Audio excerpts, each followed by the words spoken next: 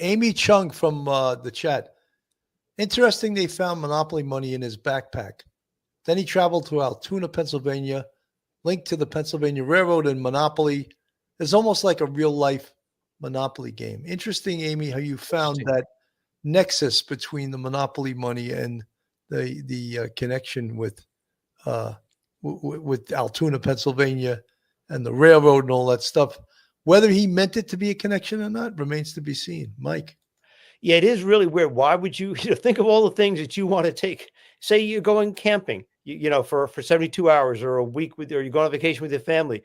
You're going to bring the bug spray. You're going to bring the suntan lotion. You're going to bring, flashlight if you're camping. You're going to bring, the accoutrements. Monopoly money is not something that would be high on my list of bringing. So I think, that's true. It could be possible that he brought a couple of Monopoly dollars to make a statement that maybe the United Healthcare doesn't care about people's money. It's millions of dollars is just wasted on corporate greed, and the money means absolutely nothing to them.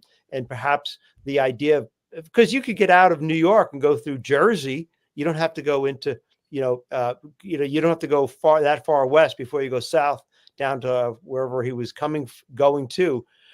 Maybe you're right. Maybe in his mind, maybe you're reading his mind a little bit by saying, the Monopoly money and the railroad, it's a weird statement somehow that is part of Mangione's overall idea about killing Mr. Thompson. It's possible.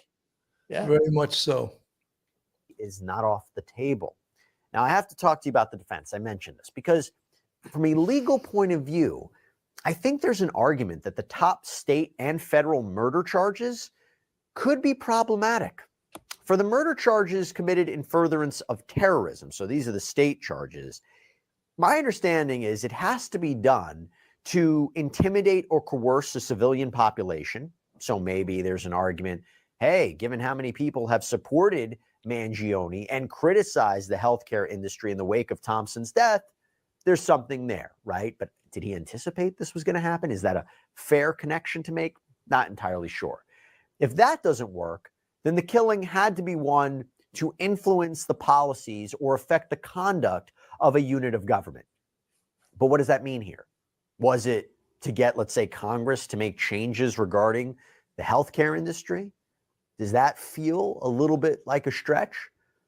From my point of view, I think that's a bit unclear on that. So I think from a state charge, the second-degree murder charge, which is just intentional murder, that seems to be the most straightforward way by which you can convict or potentially convict Mr. Mangione. And that carries, my understanding, 25 years to life in prison. Now, first-degree murder, of course, when it comes to the terrorism charge, that is an automatic life in prison. So you can see why they want that. From the federal perspective, this is also, I think, problematic because the murder charge there, it is a murder. The way they've prosecuted is a murder committed while stalking Brian Thompson. But as attorney Serena Townsend explained to us on a previous sidebar, she was very articulate about this. She said stalking is about placing Thompson in reasonable fear of death or serious bodily injury. But doesn't that mean that Thompson had to know he was being stalked? Is this a murder committed while stalking? Again, I think that there could be a defense here, maybe not even to bring up at a trial, but maybe to get that charge or these charges dismissed before trial. We'll see. Mike, one of the things, and he's explaining the law very well, I don't understand why this should be a state case, period. Yes. It should be tried by the Manhattan District Attorney's Office with the laws of New York State. Why the feds are involved in this, the Southern District, I have no idea. And it seems like a tug of war between the two separate entities, the two separate jurisdictions. The federal government, they potentially could charge with the death penalty. They could get a death penalty case out of this.